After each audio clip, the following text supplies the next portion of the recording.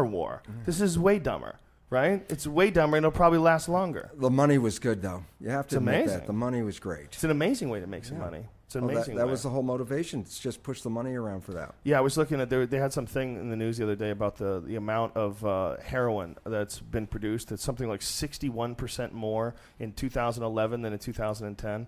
It's incredible, and it's in response to the price increasing. So they're just making someone is making insane amounts of money from that. Insane amounts of money. CIA. Invest in heroin.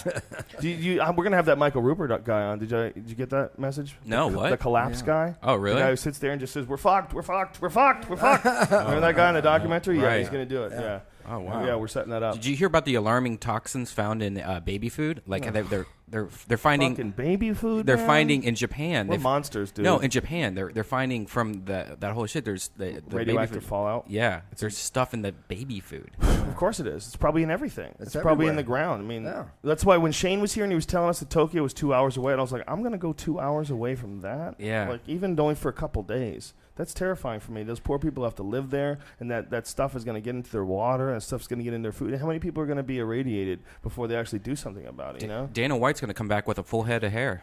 I don't think it works that way. I don't think it works that way, dude. I think it actually makes your hair fall out, silly. But these are the lessons. Come back with no eyebrows. These are the lessons, and whether we learn them or not, this is the time period. There's no way to fix that, right? That Fukushima, how do you say the name? Fukushima. Yeah. You can't fix that, right? I mean, that's gone. Fucked. That's gone fucked. Now, yeah. And they can't even contain like the core, right? Isn't like melted through they'll contain the containment it to walls. It'll be contained to planet Earth. It probably won't go past planet Earth, but it'll stay on planet Earth. Isn't it amazing? Yeah. It's amazing that people still will say that we should have nuclear energy. It's like, what if one of these things goes wrong every 20 years? Do you understand that in the course of human history, the whole planet is fucked? It takes over 100,000 years for people to be able to go anywhere near that without dying, right? We have a short-term memory problem. But I mean, that's a ridiculous calculation. Yeah, and yet the people, as long as it's in the front of the newspaper, then it's there, and the moment it's not in front of the newspaper, it's gone. People are like, you know what? The nuclear power has an amazing record. No, it doesn't. I can tell you 3 times that I know, and I'm not even barely paying attention. 3 Mile Island, right? Or was that chemicals? No, 3 Mile Island. That was nuclear as well? Yep. 3 Mile Island. Chernobyl. And Fukushima. That's 3. And that's each one 3 got that bigger. we all know. And each one got bigger than the last one. But that's ridiculous. If you know 3 fuck-ups, in your life. That's amazing. Yeah, but we have, here in California, our nuclear plant's on the fault line as well. What the fuck is wrong with us? Are we crazy? Are we doing this on purpose? Are we like playing chicken? Pretty down-dumbed. We down-dumbed ourselves so that we're more easily controlled. We didn't do it. It seems like we're playing chicken. It seems like we're a guy, or your wife goes to the gym and you call a prostitute into your house. And it's like it's a race against time. She's back in a minute. Get the fuck out of here. It's like you're almost wanting to get caught. You're a crazy person. You know, when you're building a fucking power plant on a fault line, if I was your psychologist, I'd be like, homie, what the fuck are you doing, man? Hey, man, the land was cheap. Yeah, you couldn't put that over here? You couldn't put that over here where it never moves? That seems ridiculous. Yeah. It's a good spot. It seems just as ridiculous that we all live here, though. Fucking completely ridiculous. That's why I moved to Colorado, man. That was my number one feelings for like, why does everybody have to live in this one spot? This is so stupid. And that's what I felt like when you live in a place that only has a few thousand people. It's like, woo, you get to breathe. You can fucking relax. Yeah. Why do we do this? Why do we group up like this? Because we get things done easier this way? No, it's just a nature of cells started to do that before we did that. Cells lived in community, and then they. So are we the unhealthy cells because we separate from the pack and want to hide in the woods? Well, maybe we're the fucking whole problem. idea is there's definitely some bad growth in the colony, and it's got cancer itself. The system's got cancer itself. So when you look at the future and you see, with all the information that you have, which is far more than most, how do you see this ending? I think this has the greatest possible, most wonderful ending in the world. Let me just give an example for some. So the people, we talked about the conscious mind and that we're being controlled by the subconscious mind, and that the conscious mind is the creative mind with your wishes and desires. Well, here's an interesting fact. Go back to a time, sometime you fell head over heels in love with somebody. I call it the honeymoon period. And then I say, in that honeymoon period, were you healthy? And almost everybody, when I'm asking a big audience, almost everybody goes, exuberantly healthy when I was in that period. And I say, did you have energy? It's like, yeah, we had so much energy. We made love for days, didn't even stop for food, man. And I say, was life so beautiful that you couldn't wait for the next day to have more of that. And everybody goes, yeah, yeah. And I go, just think about it. Is that tantamount to having heaven on earth? Is that would that be something like that? And everybody goes, well, yeah. And then I go, that was not an accident. That was a personal creation. And that the honeymoon was the one time in our lives, and this is the interesting part because neuroscience says the one time where you operate strictly from the conscious mind and don't revert to that default program in the subconscious mind where you're operating from your wishes and desires is the time you're making love. When you're making love, the conscious mind stays in the present moment. Well, why is that relevant? It's the conscious mind that has all your wishes and desires. So if that mind stays in the front, guess what? Then you created a life that was heaven on earth. But the moment life starts to get too busy and your mind starts to wander and think, then you resort back to the unconscious programs. Well, you didn't see you did that, but your partner does, and your partner goes, what the hell kind of behavior is that? Where'd that come from?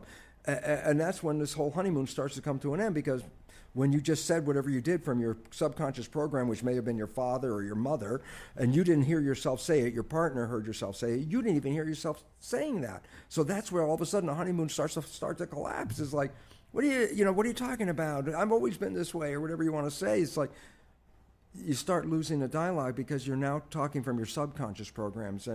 But the whole point was what? When we did operate from the conscious moment, when we did stay in that period, we created heaven on earth, both health-wise and... Yeah, but then she got fat, she started bitching at me about shit, and dude, I'm tired of she's fucking texting my friends, you got a problem with me, talk to me. Isn't that what happens, though? Yeah, Don't people just get tired of their own bullshit? Conscious mind you started get annoyed traveling. with people, too. Started traveling. It's a utopian concept, because what you're talking about is this massive uprise of serotonin, too, right? Absolutely. Dopamine, serotonin. But that only happens when you first meet someone. You want to fuck them because you're supposed to get them pregnant. But the question is, why did it disappear? It disappeared because when you met that person, both of you were operating from your creative wishes and desires. When did it fall apart?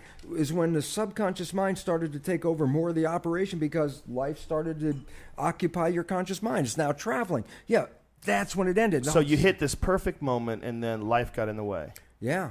And guess what? But if you reprogram the subconscious mind to have the same beliefs and wishes and desires that your conscious mind has, so that both minds have the same vision and destiny, then there's a honeymoon the rest of your life. It doesn't end then because you put in your wishes and desires. So even when you're not paying attention, that's when your subconscious is playing. It's still going to play the same wishes and desires that you want in your life anyway. But right now, it plays the programs that you got from other people when you're not paying attention. That's why you lose control over your life. So, and I've always said that very few people have their own opinions, that they simply have a conglomeration of other people's opinions. They sort of adopt it as their own, but they really haven't audited every single one of them. Downloaded a lot of them. Yeah, and try to figure out why is that in there. Yeah, and the problem, once it's downloaded, then you become a slave to the program, even if you have no desire to be in the program. It's not your choice now. It's unconscious. It'll take you there whether you're paying attention or not. And don't you think that same sort of thing has happened to pretty much everyone who's in a position of power? So they are, in a certain sense, a victim of the same system that they're at the wheel of. They were programmed somewhere along the line to get to that power. So they were being driven by the program. It's amazing when you really think about it. That, one of the things that I think is really terrifying to people is that you're describing this, and people are realizing this, I'm sure, right now, but they're also realizing that this is not a conventional idea that's really sort of pushed in the media. This is not something the President of the United States addresses the nation about. No. This is not necessarily something that's no money. There's known. No money for the corporations in this process. And when the information is expressed and people know it to be true and sort of recognize it and think, oh my God, does this mean that there was no one who has set this whole gigantic thing up? This human civilization, no one did it consciously. No one planned it out. They might have made the infrastructure and planned out where the water was going to go. It was going to go this way anyway. It was going to go this way. They planned out the electricity grid. We're replaying a pattern. We're playing a pattern. And here's the pattern. Civilization is a living organism, an animal. And by its definition, it's going to evolve in the same characteristic way that animals evolved. So there's a part we went from, let's say, fish, amphibians, reptiles, birds, and mammals.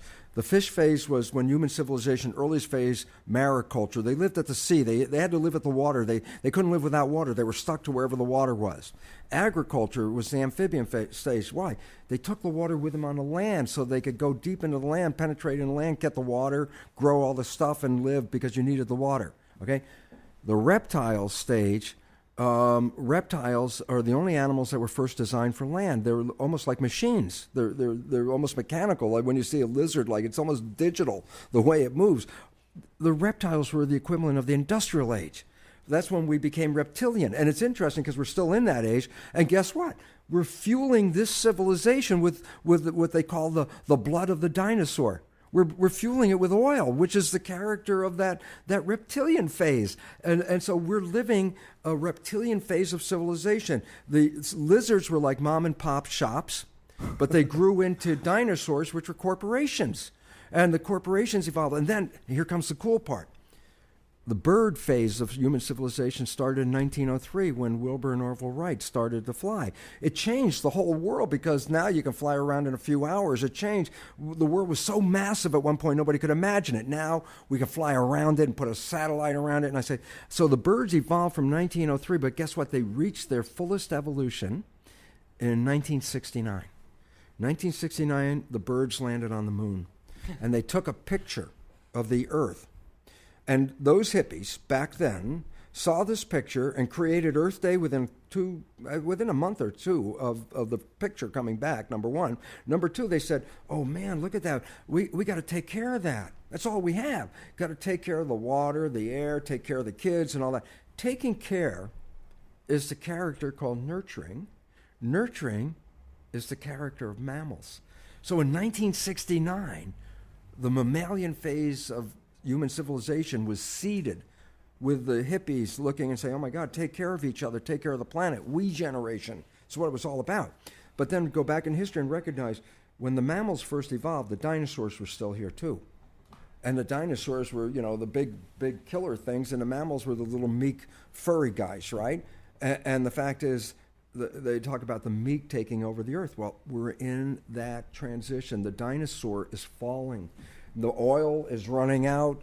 The power that's been feeding this whole reptilian phase of corporate dinosaurs that so the meek is actually the individuals all banded together against a united corporation or absolutely. Many united corporations. It's the young people that are taking care of each other and recognizing. So that's why this whole this nonviolence movement is almost prophetic. The absolutely. meek shall inherit the earth. That's what it's all about. This is the beginning of it. That's what it's all about. Did someone back then who wrote the Bible or wrote any of the religious texts, did they go through this already? No, I don't know. There's interesting things about that. Is I believe a lot of that. We translate the Bible, whatever people think today, and the issue is maybe they were writing about real shit back then. That really happened. Something happened here on this planet. So an upheaval occurred in that biblical time period globally. And things shifted on the planet. Do you think it's possible that this has happened before, that we just fuck the whole thing up and almost start from scratch again? Yes. Wow. It seems like Atlantis, it's possible. Lemuria, Atlantis, and but those are natural disasters, right? Well, that's what we believe, but we don't know about the Lemurian was more of the natural disaster. What about the Atlantis one? Still don't know what actually happened. I thought they thought it was a tsunami. They found it in Spain, remember? Well, they're finding pieces all over because they're finding now that the water level is much higher than it used to be a long time ago, and everything, just like now, we live on the edges. So if the water level raises, then anything on the edges doesn't exist anymore. So we lost it all at some point. But there's a time this has happened before. The Mayans know this. The Incas, I mean, they created buildings that were completely earth-proof designed, earthquake-proof.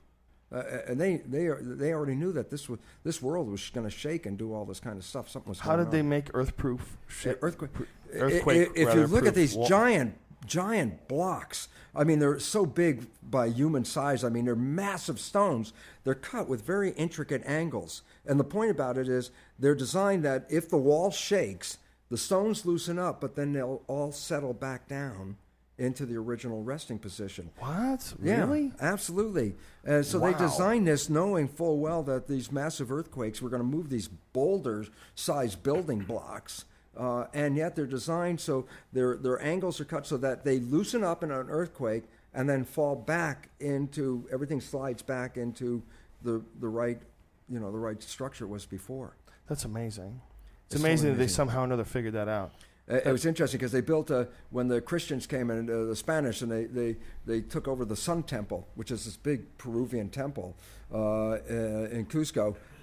Then the church did it, and like dogs pee one on top of the other one. They built their church on top of the